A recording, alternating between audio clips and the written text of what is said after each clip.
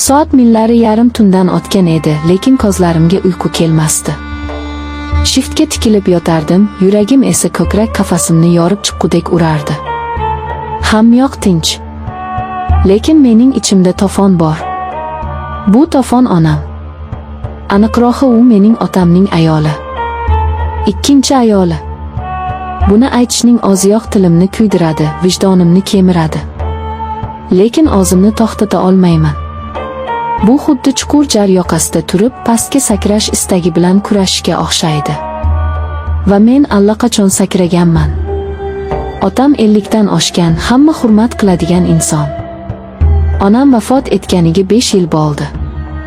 Otam yolg'izlikdan qiynaldi, buni bilardim. Uylanishiga qarshi bo'lmadim, aksincha, yonida suyanchiq bo'lsa, ko'nglim tinch bo'ladi deb o'yladim. Lekin uyimizga Laylo kirib kelgan kun. O'sha kun hammasi o'zgardi. U otamdan ancha yosh. 30 yoshlarda husni ko'zni qamashtiradigan darajada go'zal. Uning kulishi, sochlarini yig'ishi, hattoki choy damlashi ham boshqacha. Dastlab men unga shunchaki opa deb murojaat qilardim. Oramizda masofa bor edi, hurmati bor edi. Lekin nigohlar hamma narsani ostin-ustun qilib yubordi. Birinchi marta bu uchqun qachon paydo bo'lganini aniq eslayman. Yoz oqshomi edi. Otam ish bilan shaharga ketgan, uyda ikkimiz qolgandik.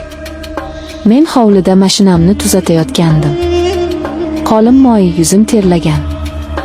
U choy olib chiqdi. Piyolani uzatayotib barmoqlari qo'limga tegib ketdi. O'sha lahzada go'yo tanam muzlab ketgandek bo'ldi. Ko'zlarimiz to'qnashdi. Uning ko'zlarida qo'rquv va qiziqish aralash bir narsa bor edi. Men esa o'zimni yo'qotib qo'ydim. "Rahmat", dedim. Ovozim zo'rg'a chiqdi. "Charchamadingizmi, Jasur?" so'radi u.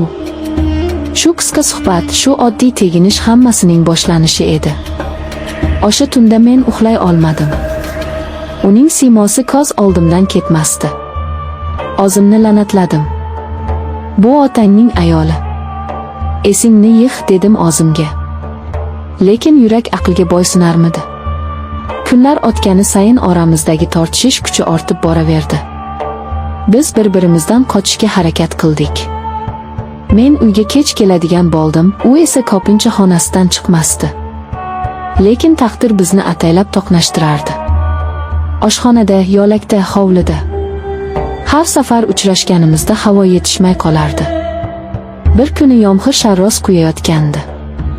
Otam xizmat safarida edi. Uyda chiroq ochib qoldi. Suv ichgani kirdim. U ham o'sha yerda ekan. Chaqmoq chaqib xonani yoritib yubordi. Uning yuzi oqarib ketgan, momaqaldiroqdan qo'rqardi. Beixtiyor unga yaqinlashdim. "Qo'rqmang, men shu yerdaman", dedim past ovozda. U menga qaradi. Ko'zlarida yosh miltillardi.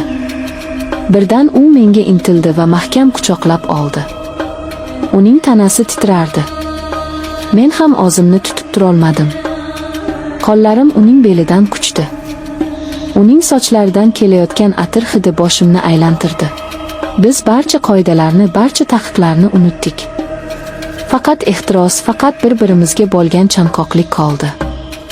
O'sha tun biz gunoh va zavqning eng yuqori nuqtasiga chiqdik.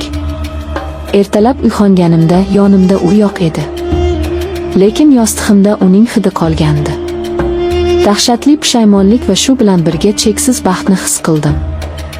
Otamning ko'ziga qanday qarayman? Bu savol meni qiynardi.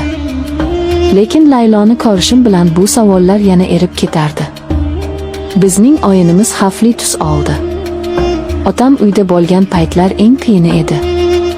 Dasturxon atrofida o'tirganda, u otamga choy quyib berayotganda men ichimda yonardim. Rashk meni yeb bitirardi. Otam unga erkalab gapirsa, mushtlarimni tugardim. Laylo esa ko'zlarini olib qochardi, lekin yashirincha menga qarab qo'yishni unutmasdi. Biz imo-ishoralar bilan gaplashishni o'rgandik.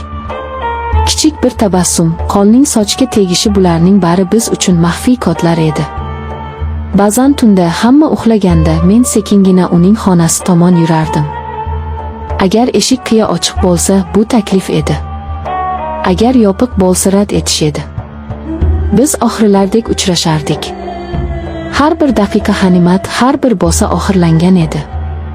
Bu xavf bizning hislarimizni yanada o'tkirlashtirardi. Go'yo ertaga dunyo tugaydigan-u biz bugun yashab qolishimiz kerakdek. Laylo ba'zan yig'lardi. Biz dozaxga tushamiz, Jasur, derdi u mening ko'ksimga bosh qo'yib. Otang juda yaxshi inson. Biz unga xiyonat qilyapmiz. Bilaman, derdim men uning sochlarini silab. Lekin seni sevaman. Sensiz yashay olmayman. Bu sevgi emas, bu jinnilik, derdi u xo'rsinib. Bu qachondir tugaydi. Fosh bo'lamiz. U haq edi. Bu abadiy davom eta olmasdi. Sirli narsalar har doim oshkor bo'ladi. Qo'shnilar, qarindoshlar. Kimdir baribir nimadir sezishi mumkin edi. Lekin men kelajak haqida o'ylashni istamasdim. Men faqat hozirgi lahza bilan yashardim. Bir kuni otam kutilmaganda ishdan erta qaytdi. Biz mehmonxonada edik. Oramizda hech qanday nojo'ya harakat yo'q edi. Shunchaki gaplashib o'tirgandik, lekin oramizdagi masofa juda yaqin edi.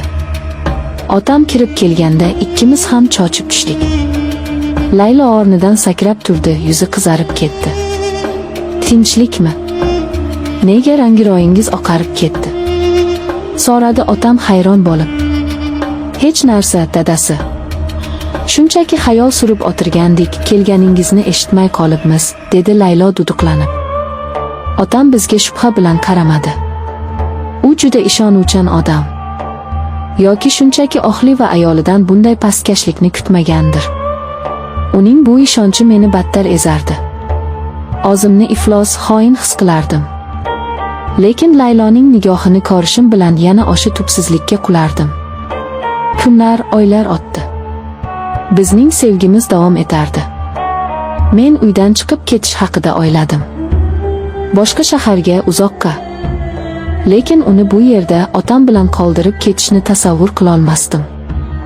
Bu fikr meni aqldan ozdirardi. U meniki bo'lishi kerak edi. Faqat meniki. Bir kuni Laylo menga homilador ekanligini aytdi. Dunyoyim aylanib ketdi.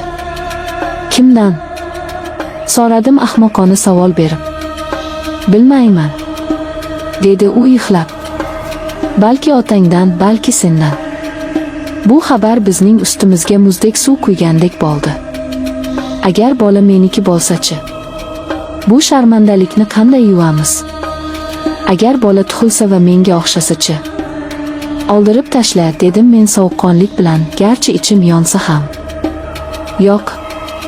Bu gunoh. Yana bir gunoh, deb baqirdi u pichirlab. O'sha kundan boshlab oramizga sovuqchilik tushdi. U mendan uzoqlashdi. Otamga esa mehribonroq bo'la boshladi. Men buni ko'rib azoblanardim. U bolani saqlab qolishga qaror qildi.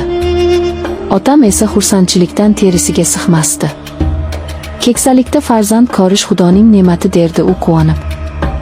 Men esa bu ne'matni aslida kimdan ekanligini o'ylab tunlari uxlolmasdim. Vaqt o'tdi. Layloning qorni bilinib qoldi. Men uyga kam keladigan bo'ldim. Do'stlarim bilan ko'chada vaqt o'tkazardim, ichardim. Unutishga harakat qilardim. Lekin har safar uyga qaytganimda uning ko'zlaridagi mungni ko'rib, yana hamma narsa yangilanardi. Endi biz avvalgidek yashirincha uchrashmasdik. Tungi tashriflar to'xtagandi. Biz endi shunchaki bir uyda yashovchi, bir-biriga begona, lekin o'tmishi umumiy bo'lgan ikki jinoyatchi edik. Bizning gunohimiz bizni bog'lab turardi, lekin shu bilan birga bir-birimizdan uzoqlashtirardi. Bir kecha men mast holda keldim. Otam uxlab yotgan edi. Laylo oshxonada choy ichib o'tirgan ekan. Meni ko'rib qo'rqib ketdi. Jasur, ichdingizmi? Dedi u xavotir bilan. Senga nima? Dedim qo'pol ohangda. Sen endi otamning vafodor xotinisan-ku. Mening kimligimni unutdingmi? Uning ko'zlaridan yosh oqdi. Men hech qachon unutmayman, Jasur. Lekin biz xato qildik. Juda katta xato. Endi esa buning uchun tovon to'layapmiz. Iltimos, meni tinch qo'y. Bolamni oylashim kerak. Men unga yaqinlashdim. Uning bortib chiqqan qorniga qo'limni qo'ymoqchi bo'ldim, lekin u og'zini olib qochdi. Tegma, dedi u qat'iy. Bu mening bolam bo'lishi mumkin, dedim tishlarimni hijirlatib. Yo'q, bu otangning bolasi.